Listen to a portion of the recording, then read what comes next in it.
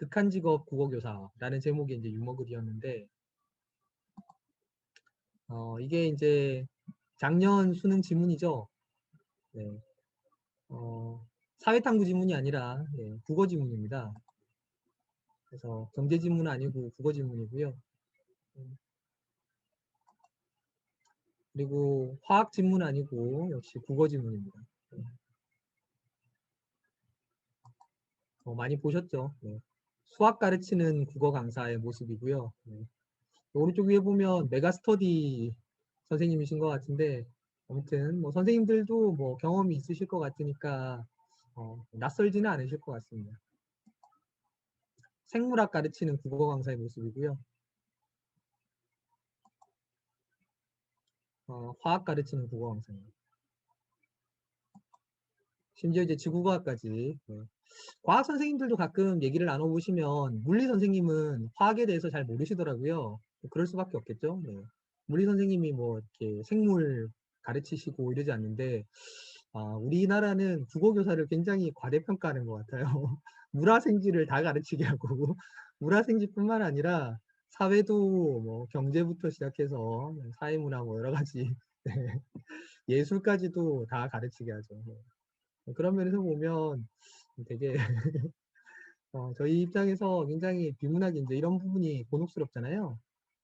근데 사실 그 비문학이 이제 굉장히 계륵인데 수업을 하자니 어렵고 좀 답답한 면이 있고, 또 수업을 안 하자니 특히 이제 고등학교에서는 대학 입시의 비중이 높고, 물론 이제 국어 교과서에도 비문학 이제 단원들이 있잖아요.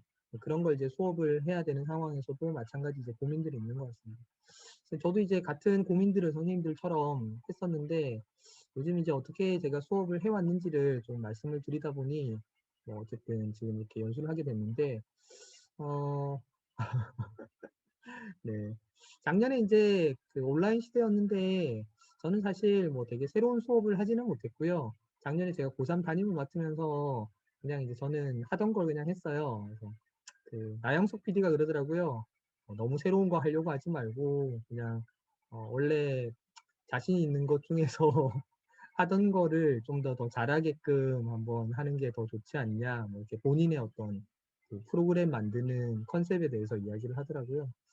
어쨌든 저도 이제 그런 얘기처럼 그렇게 하는 게 좋겠다 이렇게 생각을 해서 얘기를 했는데, 어쨌든 지금 이제 이런 어떤 상황들이 우리가 겪고 있는 현실인데, 이게 과연 바람직한가, 그리고 이제 뭐 바람직하지 않다고 하면 과연 우리는 어떻게 해야 되나에 대한 게 이제 저의 고민이었고요. 이게 이제 지구과학 같은 경우도 재작년에 굉장히 문제가 어려워서 논란이 많이 됐었잖아요. 네. 어쨌든 지금 여전히 이제 비문학을 가지고 이렇게 난이도 조절을 많이 하려는 어떤 추세여서 어, 사실 비문학 가르치기가 고등학교에서는 이제 굉장히 어려움들이 많이 있는 것 같은데, 네. 일단 기본적으로는 이런 지문들을 이렇게 가르치다 보면 어떤 문제가 생기냐면 지식을 이제 전달해야 되는 문제가 생깁니다. 근데 이제 문제는 이게 국어교과에서 가르쳐야 되는 지식이 아니라는 거잖아요. 과학 시간에 배우면 될 건데, 그거는 이제 과학 시간에조차도 배우지 않는 걸 국어 시간에 가르쳐야 하는, 그것도 전공자도 아닌 국어교사가 가르쳐야 되는 이제 문제가 발생한다고 봅니다. 그래서 이걸 이제 왜 가르쳐야 하나, 어떻게 가르쳐야 하나, 이런 고민들로부터 이제 비문학 수업은 시작할 수밖에 없다고 생각을 하고요. 그리고 이제 사실 우리가 사실 읽어봐도 되게 어려운 글들이잖아요. 물리 지문이나 뭐 이렇게 과학 지문 같은 거 이렇게 보면 실제로 우리는 문과 출신인데 이과 과목을 가르쳐야 되네. 뭐 이런 것까지도 이제 겪게 되는 셈인데, 사실 어, 이게 지식을 우리도 잘 모르는 상태에서 학생들하고 사실 배경 지식이 별로 차이가 안 날걸요. 특히 이제 고2나 고3쯤 되면 학생들이 이제 수업 시간에 물화생지 이렇게 선택 과목 배우게 되면 어쩌면 저희는 이제 거의 20년 전에 들었던 내용이거나 전혀 듣도 보도 못한 내용들에 대해서 이렇게 설명을 하다 보면 학생들보다 어쩔 때는 배경 지식이 더 없는 경우도 많이 있을 것 같아요. 그래서 이제 그런 어떤 상황에서 학생들한테 이제 이걸 설명할 때 느끼는 첫 번째 부담은 어떻게 아이들이 잘 이해할 수 있게 설명해 주지? 입니다. 그러면 그 내용을 막 설명을 하기 시작하죠. 그러면 이제 결과는 어떻게 되냐면 국어교사가 과학교사 흉내를 내게 되는 거잖아요. 국어 시간이 사실은 과학 시간이 돼버리는 거고 그런 어떤 문제가 있습니다. 다른 사회나 예술이나 이런 질문들도 다 마찬가지라고 생각하고요. 그래서 이런 부분들이 좀 해결이 돼야 된다 이렇게 생각이 들고 이제 당장 제도적으로 바뀌지 않는다면 교사는 어떻게 해야 되나 하는 게 이제 저희 고민이었습니다. 일단 기본적으로 이런 것들이 국어국가에서 가르쳐야 되는 지식이 아니라는 문제가 있고 그리고 이제 이런 어떤 지식이 정말 중요하다면 과학 지문은 과학 시간에 이미 배우고 있을 거고 그 사회 관련한 내용들은 사회 시간에 이미 배우고 있는 내용일 텐데 그 교과에서 시험 문제로 나오지 않거나 다루지 않아서 국어 지문에 나오는 거라면 실제로 우리가 그것을 가르치는 게 학생들한테 어쩌면 전혀 나중에 기억나지 않는 어떤 지식들, 한 번 말 그대로 그 순간만 이렇게 쳐다보고 지나갈 지식을 가르치는 셈이잖아요. 근데 사실 그런 어떤 지식들은 우리가 모르는 게 있으면 항상 초록창이나 아니면 구글창에 물어보잖아요. 네이버나 이제 구글에서 검색을 하면 나오는 것들인데 그때그때 필요에 따라서 이제 우리는 그걸 가지고 1시간 동안 이렇게 학생들한테 목이 쉬어라 설명을 해도 학생들 입장에서는 굉장히 졸리고 힘들고 이런 상황들을 이제 목도하게 됩니다. 가르치는 교사도 이제 힘 빠지고요. 그래서 이제 왜 그런가 생각해 보면 근본적으로는 학생들의 삶과 괴리된 지식을 좀 가르치는 게 아닌가. 그러니까 과학 시간에 이걸 설명하면 학생들이 그나마 과학이니까 그리고 나는 이제 나중에 뭐 물리를 전공할 생각이 있으니까 이러면서 이제 들을 수도 있는 거지만 이게 선택 과목이 된 것도 이제 그런 탓이 있는데 사회나 이제 과학 탐구 같은 경우는요. 근데 이제 국어 같은 경우는 사실 국어 시간에 이거를 배우고 있거나 이렇게 가르치고 있거나 하는 게 학생들의 삶과 굉장히 더 많이 괴리됐다는 느낌을 받는 거죠. 그래서 문학 같은 경우는 학생들이 자기의 어떤 그 필요 이런 것들이 아니더라도 그 문학 자체가 주는 어떤 효용이나 즐거움이 있잖아요. 취미로도 소설을 읽기도 하고 시를 읽기도 하니까 이제 문학을 읽을 때 느낄 수 있는 어떤 기쁨이나 즐거움이 있는 건데 비문학은 원래 필요에 의해서 찾아 있는 글이거든요.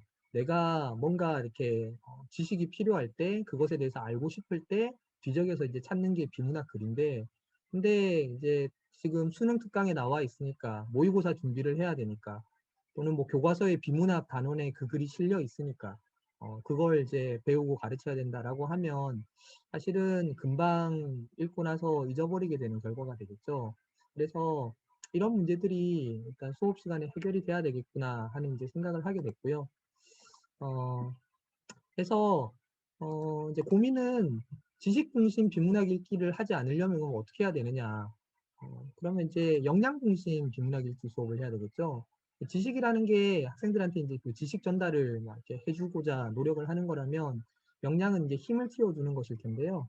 그러니까 이제 수영에 대한 지식을 가르치는 게 아니라 수영을 할 수 있는 역량을 키워야 되고 이렇게 축구에 대한 지식을 가르치는 게 아니라 실제로 이제 축구를 잘할 수 있게끔 학생들을 이제 가르쳐야 된다는 얘기인데 제가 예전에 학생들한테 같이 이제 수업을 하던 걸 이렇게 생각을 해보니까 저도 지식을 가르치는 데에만 초점을 맞췄더라고요. 그러니까 이제 비문학글을 처음에 접할 때에는 애들이 너무 재미없어 할 것 같다. 어떻게 하면 될까? 여기서 이제 고민을 시작해서 뭔가 동기유발을 할 수 있는 영상을 찾는다든가 뭔가 이제 거리를 찾아서 이렇게 학생들이 좀 재밌게 느낄 만한 어떤 소재들을 이렇게 막 좀 찾아봤어요.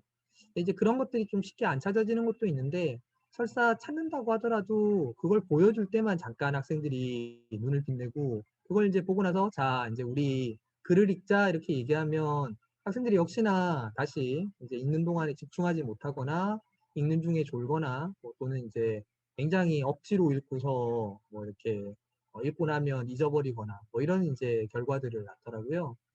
그래서 1년이 지났을 때 이런 식으로 수업을 해서 학생들이 처음 보는 어떤 글을 자기 힘으로 읽을 수 있는 역량이 커졌을까 생각을 해보면 역량이 커지지 않는구나 하는 생각이 들었습니다. 그래서 학생들한테 이제 어떻게 역량을 키울 수 있을까 하는 게 이제 저의 고민이었고 역량을 키우려면 결국은 방법은 한 가지밖에 없더라고요. 어, 기본적으로 아까 이제 김영 선생님도 그런 얘기 하셨는데 그 질적 변화가 이제 쌓여서 나중에 양적 변화 양적으로 이제 쌓이면 질적 변화가 일어난다 이런 얘기를 하셨는데 역시나 학생들이 자기 힘으로 많이 읽고 많이 생각하고 해야 이런 역량이 커지는구나 하는 이제 결론에 이를 수밖에 없었고요. 그러니까 이제 수영을 제가 코로나 때문에 작년에 배우기 시작했다가 한 달 만에 그만뒀는데, 수영장에 가보면 수영 강사가 나한테 이렇게 지도를 해주는 시간은 불과 한 5분 정도밖에 안 되더라고요. 나머지 45분은 저 혼자 이제 수영 연습을 하는 건데, 사실은 그게 강사가 해주는 게 별로 없다 이렇게 생각이 들 수도 있지만, 어쩌면 저거야말로 최적의 수업 모형이 아닌가. 왜냐하면 이제 항상 전국모에서 이제 그 물고방을 비롯해서 전국모의 많은 선생님들이 얘기하시는 게 교사가 지치지 않는 수업이잖아요. 그러니까 1시간 동안 나는 5분만 강의하고 45분 동안 학생들이 움직인다면 역시나 교사 입장에서 굉장히 이상적인 수업이겠다 이런 생각이 좀 들었습니다. 그러니까 거꾸로 얘기하면 수영장에서 강사가 45분 동안 수영에 대해서 막 설명을 하고 정작 자기가 수영을 직접 해보는 시간은 5분밖에 안 된다고 하면 그 수영을 배우는 사람 입장에서 수영 실력이 아마 빨리 늘지 않을 겁니다. 근데 이제 우리가 하는 국어 수업이 이런 이제 비문학 수업을 특히나 하다 보면 40분 동안 교사가 떠들고 정작 이제 학생이 스스로 글에 대해서 읽고 생각하고 하는 시간은 10분도 안 되는 경우가 많이 생기지 않나 이런 생각이 좀 들었고요. 그래서 이제 역량을 키우는 게 되게 중요하다 이런 생각이 듭니다. 왜 그러냐면 기본적으로는 글을 읽는 방법이라는 게 되게 정해져 있기 때문에 그런데요. 이분이 누구신지 아마 아시는 선생님들 많이 계실 텐데, 네, 밤누스죠. 네. 이분 유행어가 있습니다. 뭐죠? 네, 참 쉽죠. 네, 맞습니다. 네, 참 쉽죠라는 유행어가 있는데, 이분이 이제 참 쉽죠라고 얘기하신 건 아마 그런 이유일 겁니다. 이분한테는 이게 있기 때문이고 우리한테는 이게 없기 때문이죠. 그게 뭘까요? 이분한테는 있고 우리에게는 없는 것. 네, 미술 역량입니다. 네, 그림 실력, 그렇죠. 실력, 역량, 네, 맞습니다. 그러니까 사실 역량이 있는 사람 입장에서는 되게 쉬운데 역량이 없는 우리들은 이렇게 그릴 수가 없잖아요.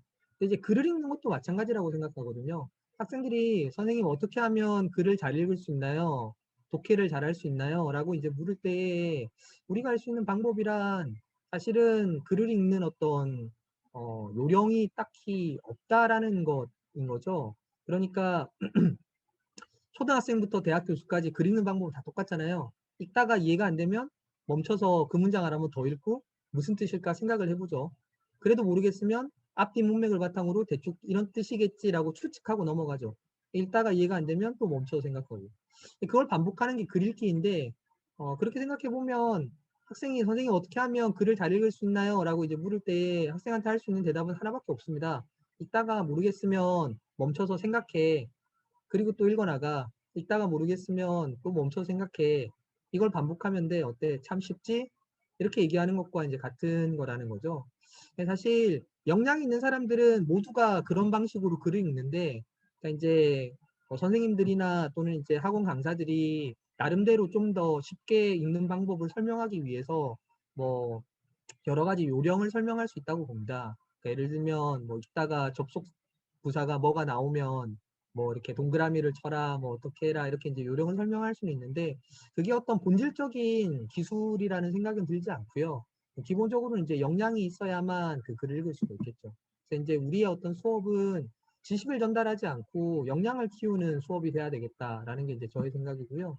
그러면 학생들한테 지식을 전달하지 않고 역량을 키우려면 어떻게 해야 되는가라고 하면 저는 일단 기본적으로는요, 어, 글의 지문의 수준이 굉장히 중요하다고 생각합니다. 왜냐하면 지금 이제 고등학교에서 올바른 비문학 수업의 어떤 큰 장애물은 지문의 난이도가 너무 어렵다는 거라고 생각하거든요.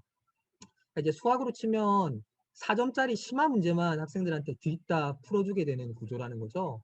그러니까 학생들이 2점짜리 문제부터 시작해서 그 학생이 그 반 학생들의 어떤 수준이 평균 정도라고 생각하면 학생들한테 보통 이제 2점짜리나 3점짜리 문제를 수업 시간에 다뤄주고 4점짜리 문제는 정말 잘하는 학생들만 따로 이제 과제로 내어주거나 이런 방식이어야 되는데 국어 시간에 지금 만약에 모의고사나 수능 특강 기준으로 이야기를 한다면 거의 대부분 4점짜리 문제를 1년 내내 학생들한테 가르쳐야 되는 어떤 구조라는 거죠.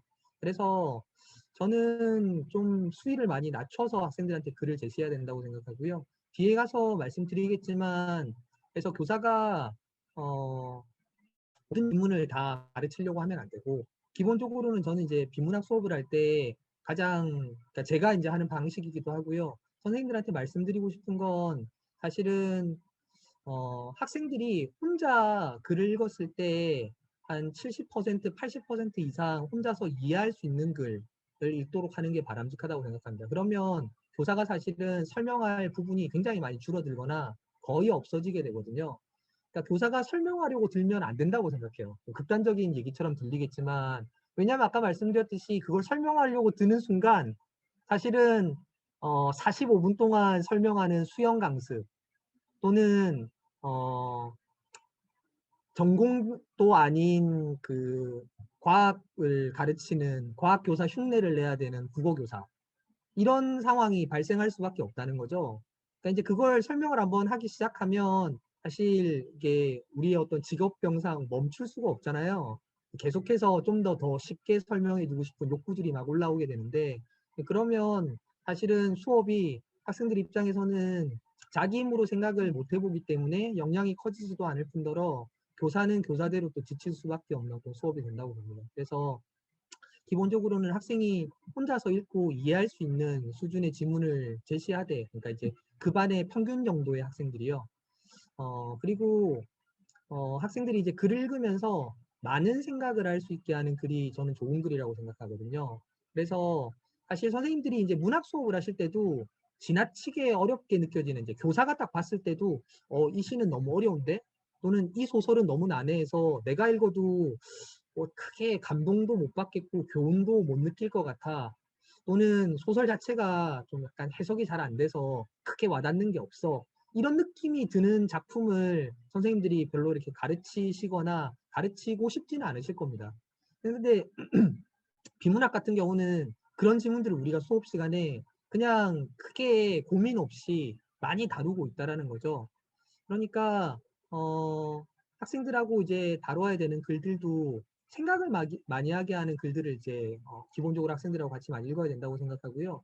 어, 우리가 이제 어떻게 해서 국어 역량이 커졌냐를 생각해 보면 내 수준보다 훨씬 더 어려운 글들을 억지로 읽어가면서 막 참아가면서, 또는 누군가의 설명을 들어가면서 그걸 꾸준히 읽어서 그걸 이제 굉장히 참을성, 인내심을 발휘하면서 읽어가면서 지금까지 역량이 커져 왔나 이렇게 돌아보면 아마 거의 모든 선생님이 그건 아니라고 말씀하실 것 같거든요.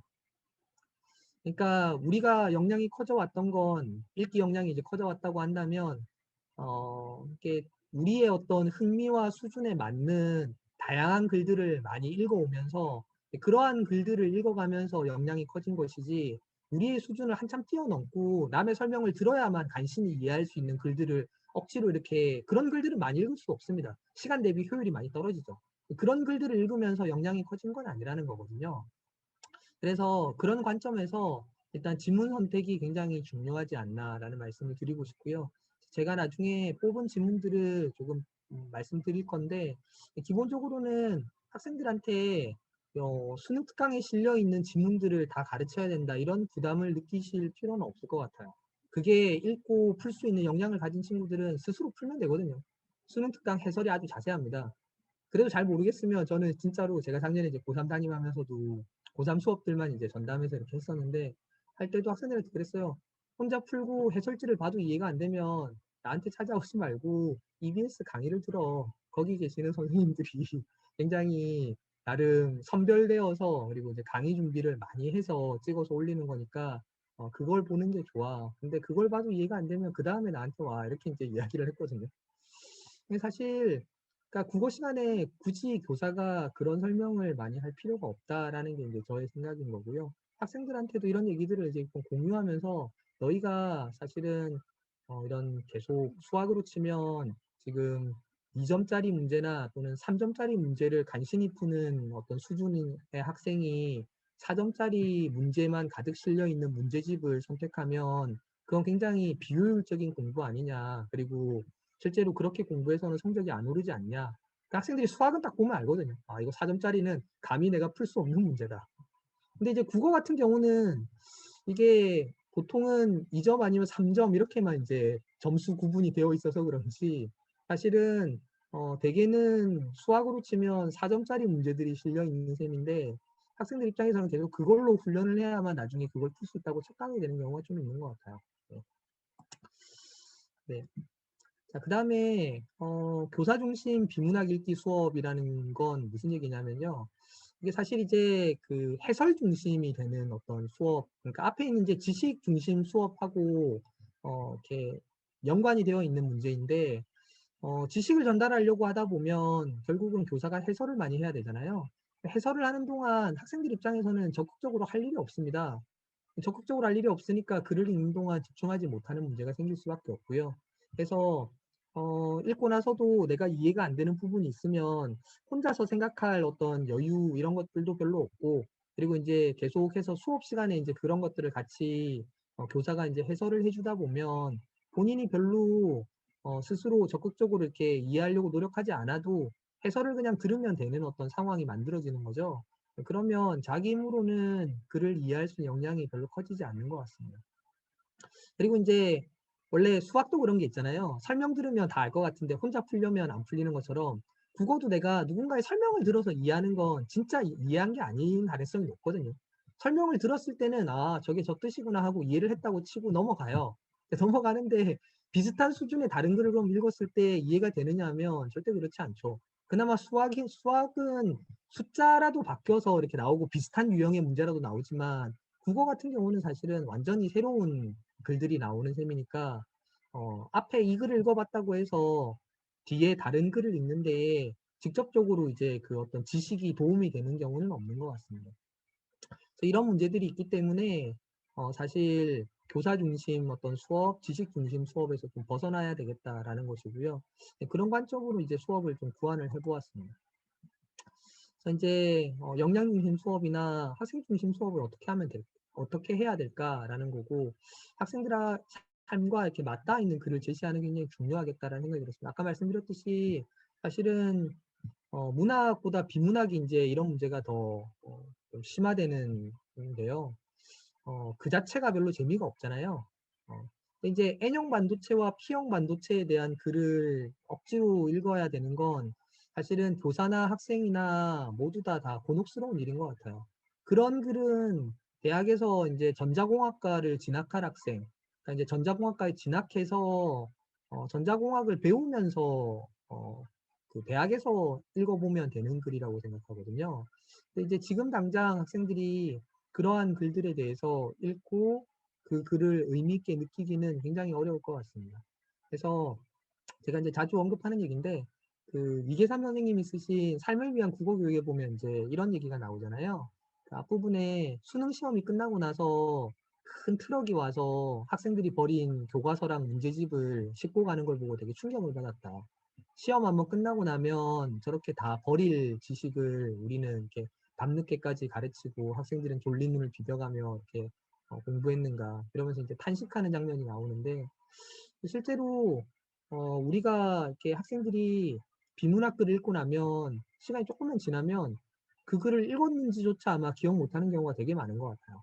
고3 같은 경우는 그나마 뭐 수능에 나올 거다 이런 연계 지문 때문에라도 뭐 2번, 3번 보면 좀 나을지는 모르겠지만 역시나 시간이 지났을 때 그게 내 삶에 의미가 없기 때문에 사실 오래 기억하기는 어렵고 그걸로 인해서 내가 뭔가 이렇게 역량이 커졌다라는 느낌을 받기도 되게 어려운 것 같습니다. 학생들에게 좀 의미 있는 글들을 가르쳐야 된다라는 게 이제 저의 생각인데요. 그래서 기본적으로는 학생들이 과학 지문을 다룬다고 한다면 아까 말씀드렸듯이 한 7, 80%는 자기 힘으로 이해할 수 있는 어떤 글. 그래서 이 정도는 학생들이 충분히 읽고 이해할 수 있겠다라는 걸 가지고 학생들하고 이제 같이 수업을 해야 된다고 보고요. 교사가 봤을 때 솔직히 선생님들도 수능 시험 문제를 풀면 다 100점은 아마 안 나오실 거라고 생각합니다. 늘 특히나. 네. 저도 풀면 항상 100점 나오지 않거든요. 오히려 많이 틀릴 때도 있더라고요. 그래서 야, 애들은 참 이걸 어떻게 이렇게 잘 풀지 이런 생각이 들 때도 있는데 근데 어쨌든 교사가 봤을 때 아, 이 지문 어렵다 싶은 게 수능 특강에 보면 잔뜩 실려 있거든요. 근데 그 얘기는 거꾸로 얘기하면 그러니까 일반계 고등학교 기준으로 봤을 때 진짜 그 지문을 가지고 수업을 한다는 건 그 교실에서 이렇게 항상 이렇게 딱 가면 교사와 눈을 맞추는 정말 이렇게 모범적인 학생 한 두세 명만 데리고 수업을 하겠다라는 이야기밖에 안 되는 거죠. 나머지 학생들은 사실은 버리고 갈 수밖에 없는 상황이 되잖아요. 왜냐하면 교사는 거의 아무리 그래도 상위 1% 정도의 아마 독해력을 가진 사람이라고 할 수 있는데 그런 사람이 봐도 재미가 없고 너무 어렵다 이렇게 느끼는데 대다수의 학생들 입장에서는 수학으로 치면 이제 수학을 굉장히 못하는 이제 뭐 5등급, 6등급 받는 학생이 4점짜리 문제를 쳐다볼 때 느낀 거와 비슷하지 않을까 이런 게 이제 저희 생각입니다. 그래서 제가 이제 제시한 예시글을 보시면 비가 오면 길을 가던 사람들은 비를 피하기 위해서 뛰기 시작한다. 우산 없이 뛰어본 사람은 비가 없는 날 솔솔 내리는 비가 뛸 때에는 더 세차게 느꼈던 적이 있을 것이다. 천천히 걷는 사람보다 뛰는 사람은 비가 더 강하고 앞쪽에서 오는 것 같이 느낀다. 같은 빌줄기로 내리는 경우에도 뛰는 사람들이 많은데 뛰면 비가 더 세차게 느껴질 텐데 과연 비를 덜 맞을까 의문이 생깁니다. 그래서 이제 뒤 얘기는 비가 올 때 뛰는 게 유리한가 걷는 게 유리한가에 대한 얘기입니다. 그러니까 저는 이제 과학 지문을 다룬다고 하면 학생들이 스스로 읽고 이해할 수 있으면서 생활 속의 과학, 자기 삶과 좀 맞닿아 있는 소재를 다룬 과학 지문을 가르치는 게 그나마 국어 시간에 우리가 비문학 지문을 다뤄야 되는 어떤 이유가 될 수 있다고 생각하고요.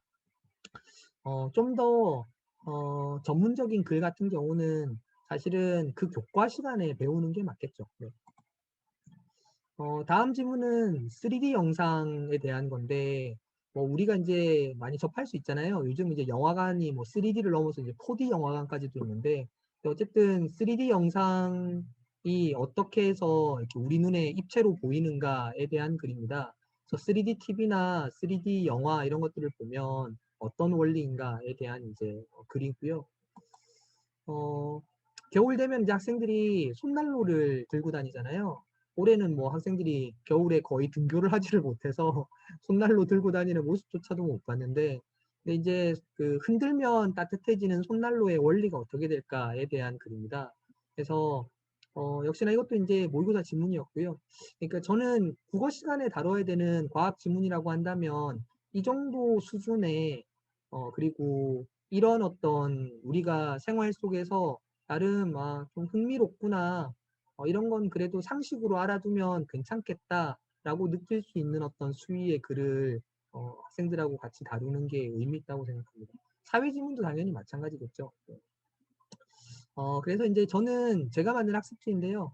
학습지는 기본적으로는 오른쪽에 보면 여백이 있어서 문단별로 글의 내용을 이제 요약하면서 읽게 하고요.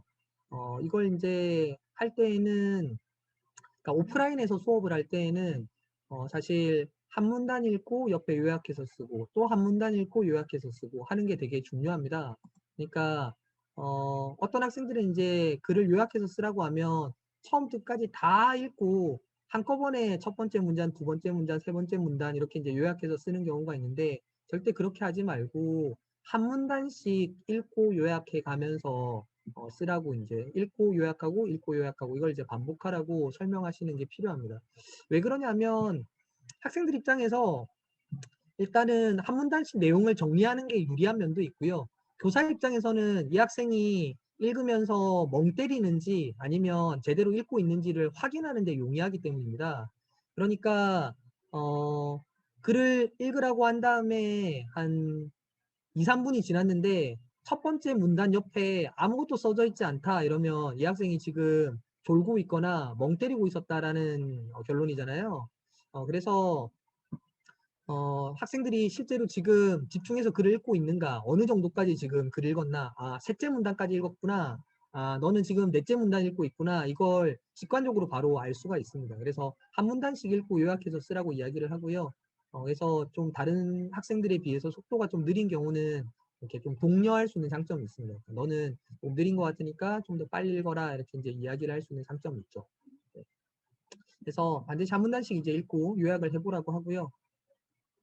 어, 기본적으로 이제 저는 두 가지로 비문학 수업을 했었는데 하나는 이제 설명하는 수업이고 하나는 이제 이렇게 질문하고 토론하는 수업이었습니다. 잠깐 영상을 틀어드리면요. 뭐라? 지금 이렇게 했을 때는 영상이 안 나오는 단점이 있네요. 네. 천천히 하세요, 선생님. 네.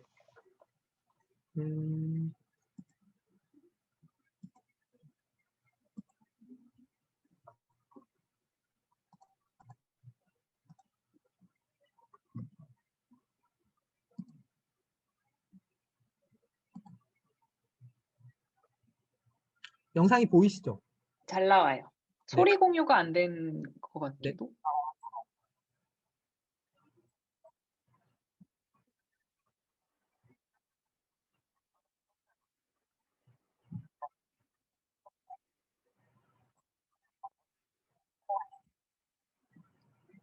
네, 뭐 간단한 영상인데요.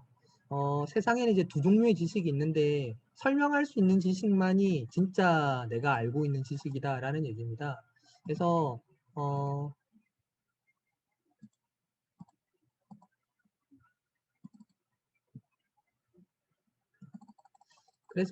그 학생들한테 이제 제가 아까 말씀드렸던 구글 드라이브에 들어가시면 풀 버전이 있거든요. 그래서 영상이 여러 개 있어요. 저는 이제 학생들한테 이걸 좀 보여주면서 설명하는 공부가 되게 효율이 높다라는 이야기를 학생들한테 이제 하고요. 그래서 이렇게 서로 설명하기를 해보면 학생들의 역량이 좀 커질 수 있겠구나 하는 생각을 했습니다. 그래서 이제 둘이서 이제 짝을 지어서 설명을 하게끔 했었는데요. 오프라인에서는 이게 되게 간단합니다. 그래서 두 종류의 글감을 주고서 학생들이 서로 짝과는 다른 종류의 글을 읽습니다.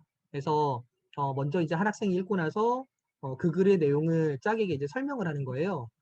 그러면 이제 짝은 그 글을 읽어보지 않았기 때문에 설명만 듣고서 그 글의 내용을 이해를 해야 됩니다. 그리고 이제 설명할 때에는 글을 보지 않고 설명을 하게 하고요. 왜냐하면 학생들한테 이제 보는 걸 허용하면 학생들이 설명을 해야 되는데 거의 글을 보고 읽거든요. 그래서 자기 힘으로 이렇게 설명을 하지 않아서 학습 효율이 굉장히 떨어집니다. 그래서 이제 글을 볼 수 없게 하고 글을 이제 설명하게 하면 되는데 온라인에서는 이게 곤란하더라고요. 그래서 둘씩 이제 딱 지어서 학생들한테 글감을 이제 두 종류를 주고 보지 않고 설명을 하라고 해도 학생들이 실제로 보고 설명하는 경우가 많았는데 일단은 이건 이제 온라인의 한계구나 이 수업을 했을 때는 라고 이제 생각하고 좀 인정할 수밖에 없었고 그래서 이제 저는 그냥 그래도 자기 입으로 한번 이야기해 보는 게 안 하는 것보다 낫겠다 이렇게 생각해서 좀 내버려 뒀었습니다. 이제 기본적으로 저는 이제 그래서 한 사람이 이제 자기 읽은 글의 내용을 짝에게 이제 설명을 하고 설명하고 나면 교사가 이제 몇 가지 확인 질문을 던집니다. 그래서 그 글에서 이제 좀 핵심이 될 것 같다라고 생각되는 질문들을 이제 던져서 이 내용을 이제 설명을 했니? 라고 이제 설명 들은 학생들한테 이제 질문을 하거나 또는 이제 손을 들어보게 하거든요. 이 내용 설명한 사람 또는 이제 짝이 이 내용을 설명해서 내가 들은 사람 손 들어볼래? 이렇게 해서 이제 전체적으로 학생들이 어떤 이제 질문을 주고받았는지 그러니까 어떤 설명을 주고받았는지 이런 것들에 대해서 이제 확인을 좀 하고요. 그래서 학생들이 이제 교사가 하는 확인 질문을 보면서 저런 저런 설명을 해야 되는구나 이런 걸 이제 좀 확인하는 시간을 좀 갖습니다. 그리고 이제 모둠 대표 대항 퀴즈라는 게 있는데 이건 사실 굉장히 재밌는 수업이기는 해요. 아까 이제 어떤 선생님께서 김영 선생님 수업 시간에 저기 이 비문학 지문을 퀴즈식으로 할 수 없겠냐라고 이제 질문을 하신 걸 제가 봤는데 패들릿에서 근데 이제 저는 이 수업으로 수업을 했을 때 정말 단 한 번도 실패한 적이 없었고 저는 이제 선생님들한테 말씀드릴 때 항상 수업 연구를 해야 되거나 공개 수업을 해야 될 어떤 상황이 되면 이 수업을 꼭 해보시라 이렇게 얘기하거든요.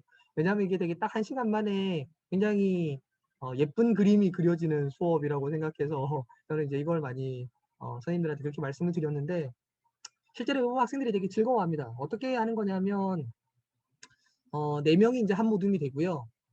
그래서 모둠 대표를 한 명 뽑아서 그 대표는 잠깐 교실 앞으로 나오게 해요.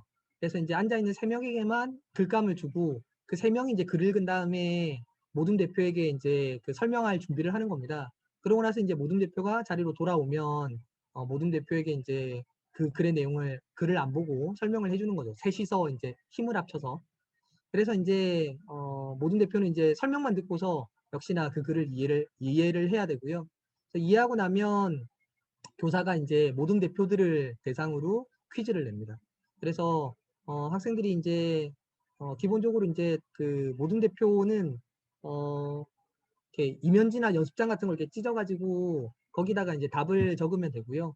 1조 대표는 2조 자리로 보내고, 2조 대표는 3조 자리로 보내고, 3조 대표는 4조 자리로 보내고, 이렇게 해서 이 적과의 동침을 하게 만들면 옆에 있는 사람이 그 모든 대표에게 답을 알려주지 않아요. 그러니까 이게 이제 글을 직접 읽은 학생들은 퀴즈를 맞출 수 없고, 속으로 이제 답을 생각은 하겠죠, 당연히. 그리고 속으로 이제 자기 모든 대표가 맞추기를 이제 바라는데, 모든 대표만 답을 맞출 수 있는 권한이 있거든요. 그래서 이제 자리를 그렇게 좀 바꿔 앉아서 이렇게 한 바퀴 돌린 다음에 퀴즈를 내서 단답형 퀴즈를 내는 겁니다. 그래서 그 구글 드라이브에 들어가 보시면 제가 예를 들면 뭐 3D TV의 원리나 손난로 가지고 이렇게 학생들하고 이 모든 대표 대항 퀴즈 하면서 만들었던 예시 문제 PPT도 올려져 있거든요.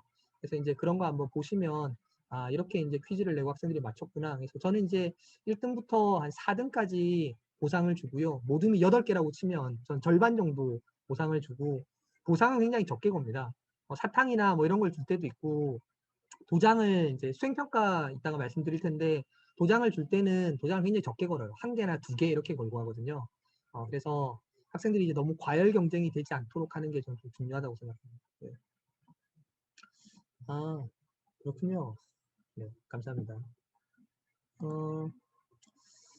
그리고 그 온라인 수업을 할 때는 아까 말씀드렸듯이 이제 이 문단별로 이제 요약하면서 이렇게 쓰게 한다고 말씀드렸는데 어, 오프라인 수업을 할 때는요. 근데 이제 온라인 수업할 때는 직접 쓴 걸 볼 수가 없잖아요. 그래서 저 같은 경우는 이렇게 했었습니다. 구글 문서 이제 올려서 그러니까 이 편집 양식이 앞에 거랑 좀 다르잖아요. 밑에 이렇게 다단 편집이 이제 구글 문서에서 좀 불편해서 학생들이 이제 읽고 나서 여기 밑에 네모 빈칸에 그냥 직접 타자를 쳐서 간단하게 자기가 생각하는 핵심 내용을 쓸 수 있도록, 핵심 내용은 최대한 짧게 쓰라고 합니다. 그래서 핵심어 정도만 쓰게끔 하는 거고요. 요약을 잘했냐 못했냐 중요한 게 아니라 요약을 어쨌든 하려면 이게 글을 어쨌든 좀 집중해서 들여다봐야 되잖아요. 그래서 그 과정을 이렇게 의도하는 거라서요. 요약을 잘하고 못하고는 별로 중요하지 않다고 생각합니다. 역량이 있으면 잘하게 되고 역량이 없으면 좀 못하게 되거든요. 다만 이제 계속 시도하는 게 필요하죠. 그래서 그 농구를 하면서 골대에 이제 공이 계속 안 들어가더라도 계속 던지다 보면 이게 언젠가는 들어가잖아요. 처음에는 이제 운으로 한 개씩 들어가다가 나중에 이제 그게 점점 쌓이면 실력으로 이제 1개, 2개 들어가는 게 더 늘어날 텐데 저는 요약하기도 마찬가지라고 생각합니다. 잘못된 요약을 했다고 해서 걱정할 필요 없고 다시 계속해서 요약하기를 시도하면 된다고 봅니다. 그래서 특별히 교사가 피드백할 필요도 없고요.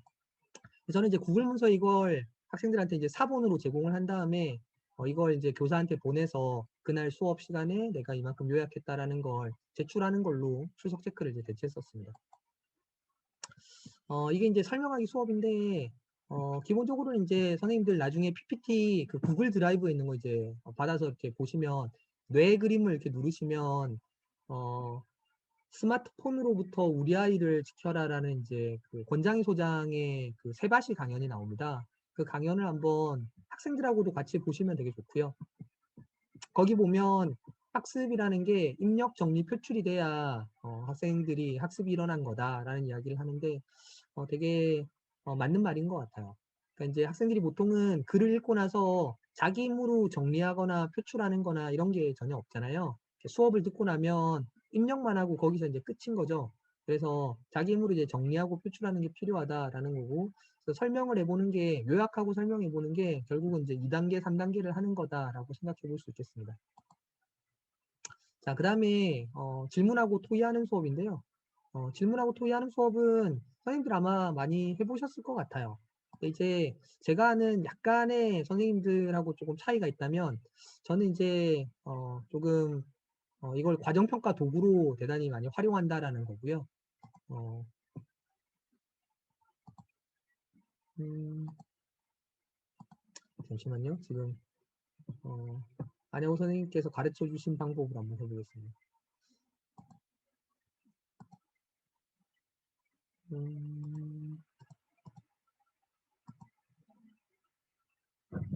연결을 동영상 링크가 아니라 동영상 자체 연결로 한다고요? 어떻게 하면 될까요?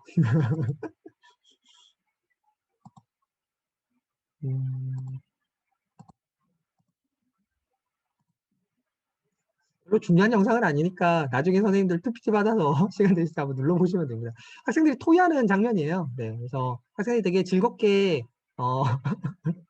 배우는 순간 안 되는 것 보기. 네, 빠른 보기입니다.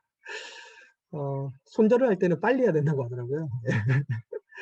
아무튼 학생들이 되게 즐겁게 토의하고 있는 장면이라 제가 이제 수업 시간에 산책하다가 심심해서 앞에 와서 이제 한번 찍어본 영상이었어요. 잘 찍은 게 아니라서. 네.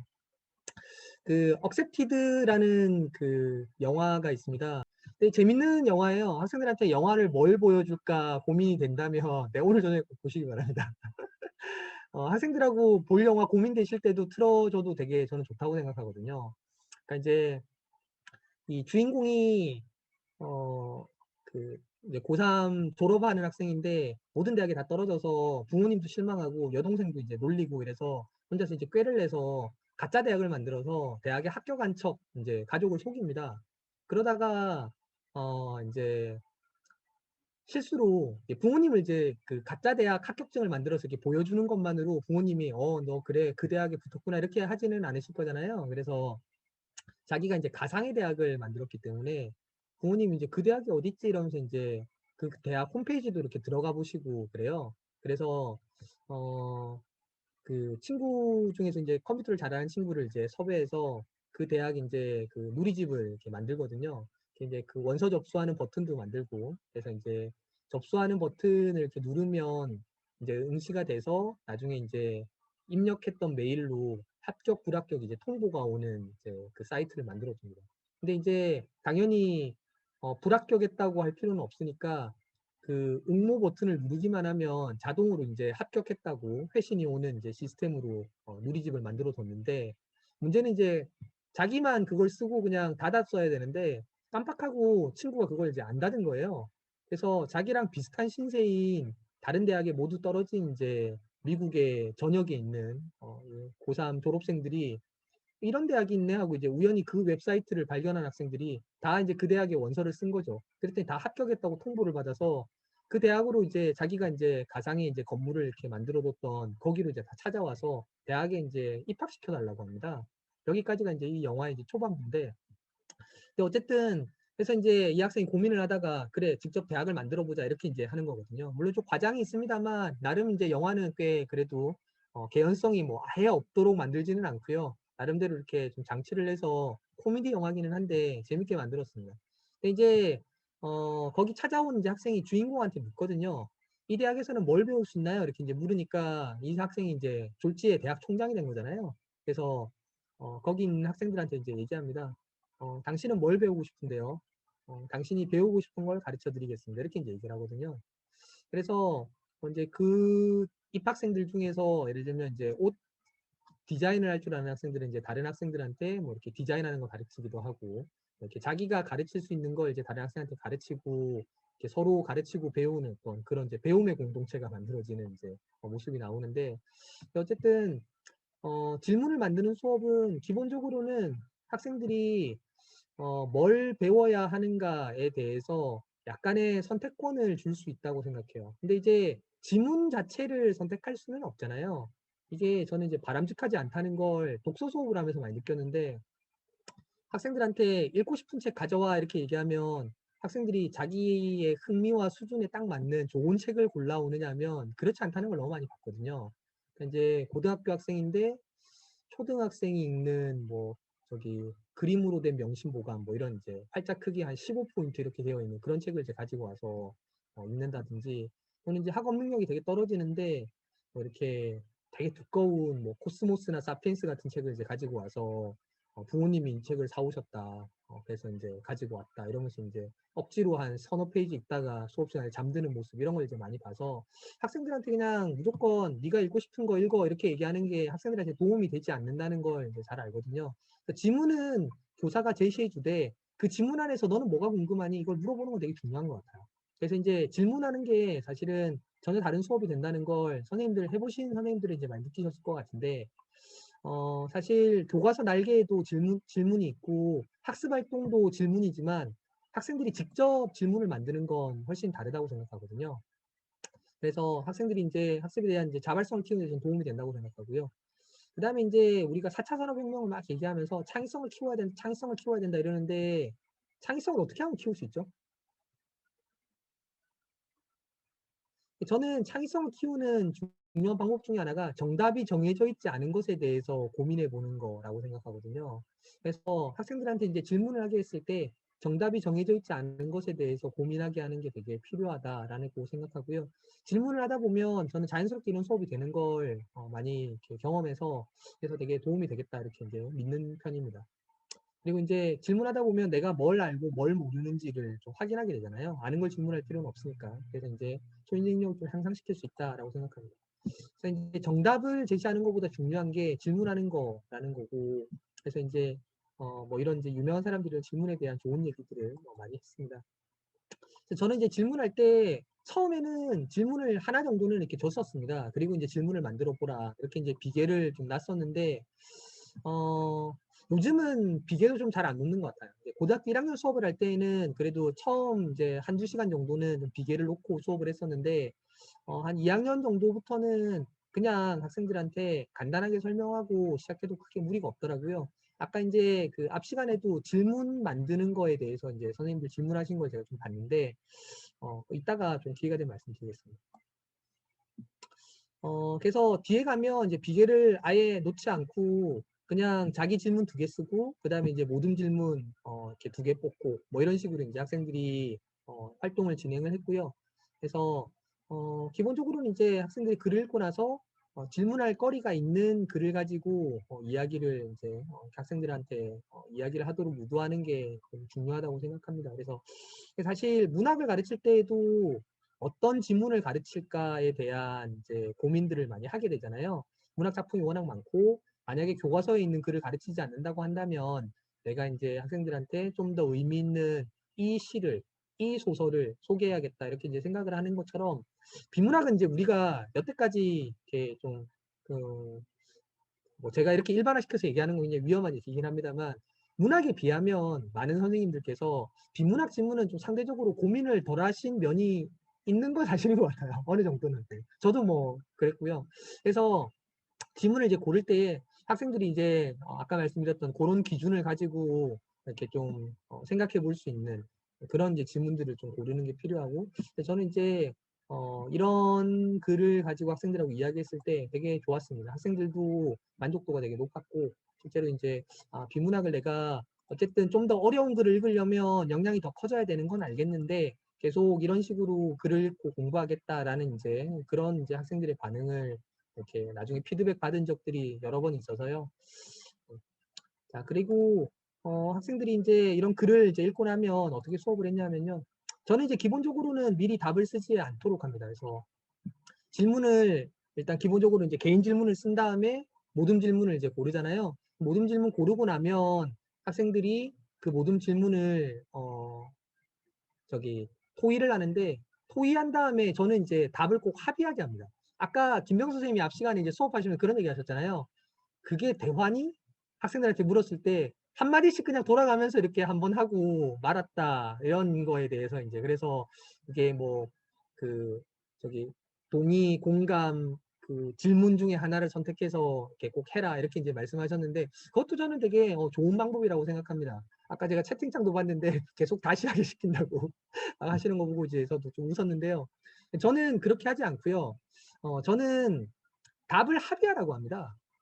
그러면 자연스럽게 대화가 되거든요.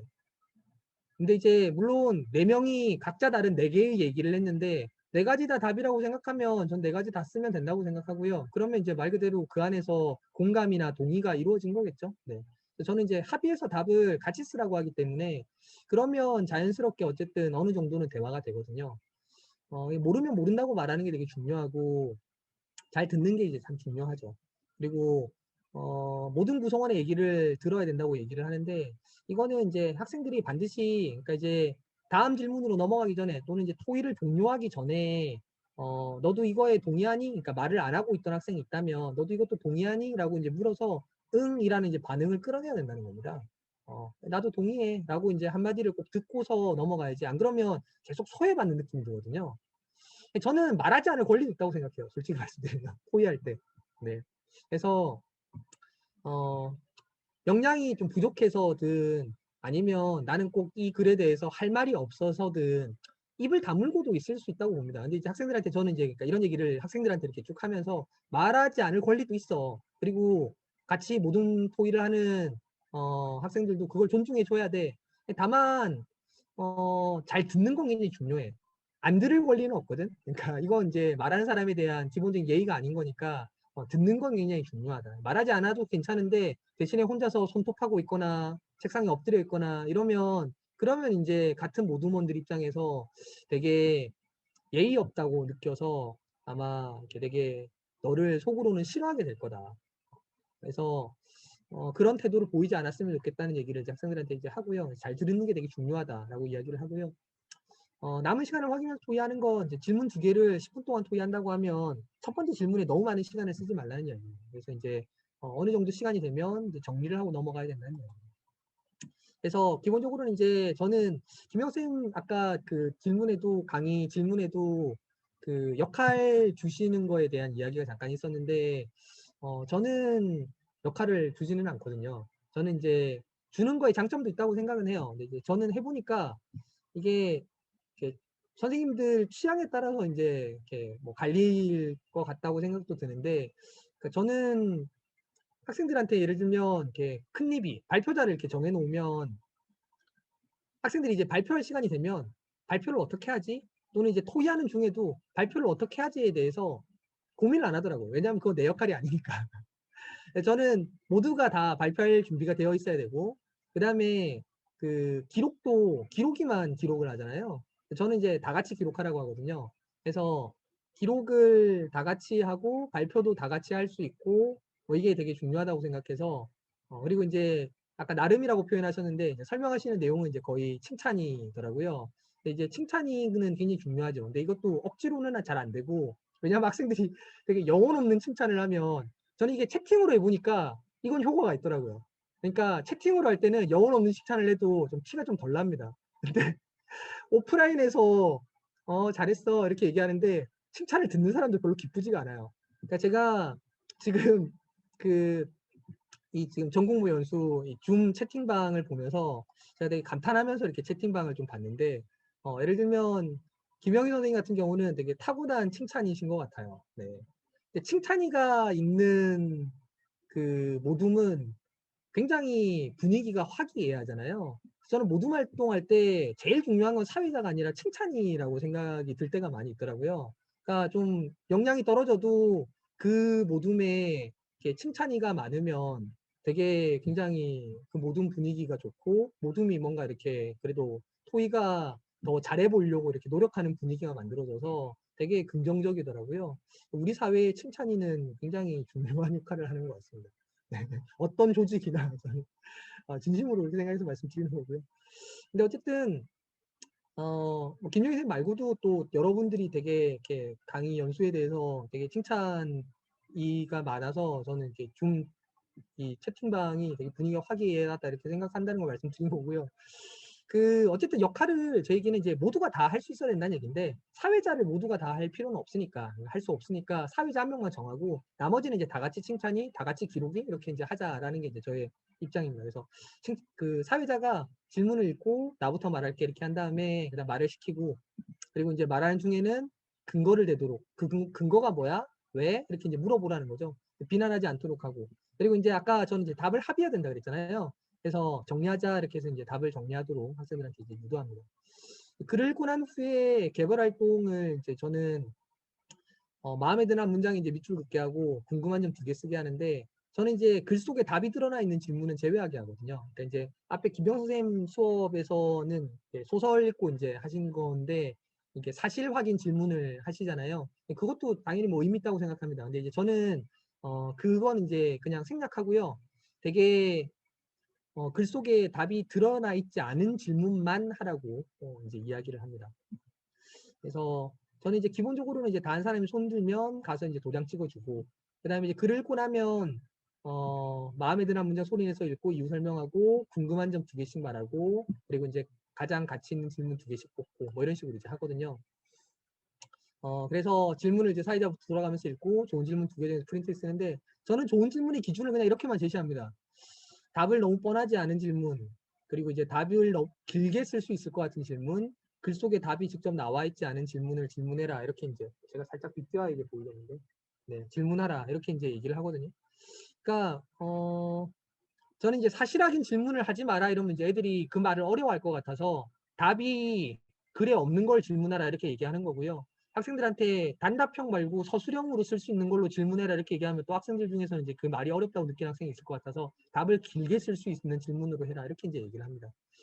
이제 아까 질문하신 선생님이 계셨는데 그 질문에 이제 질이 좋지 않은 걸 어떻게 좀 이렇게 학생들한테 이렇게 좀 끌어올릴 수 있겠느냐 이렇게 질문하셨는데 저는 사실은 모든 질문은 다 가치 있다고 생각해요. 이게 그러니까 그냥 가식적으로 연수니까 가식적으로 하는 얘기는 아니고요. 진짜로 모든 질문은 되게 가치 있다고 생각하거든요.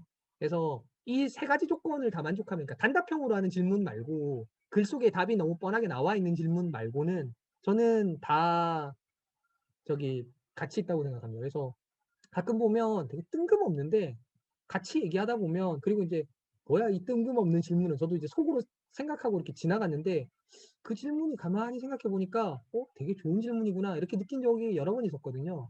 그래서 이게 가치 없는 질문은 없구나라는 걸 저는 이렇게 생각하는 편이라 사실은 크게 어떤 질문을 해도 상관없다 이렇게 생각합니다. 네. 그리고 기본적으로 이제 모둠에서 제일 가치 있다고 생각되는 걸 또 두 개를 고르게 하잖아요. 그러면 좀 걸러지는 어떤 효과도 있고.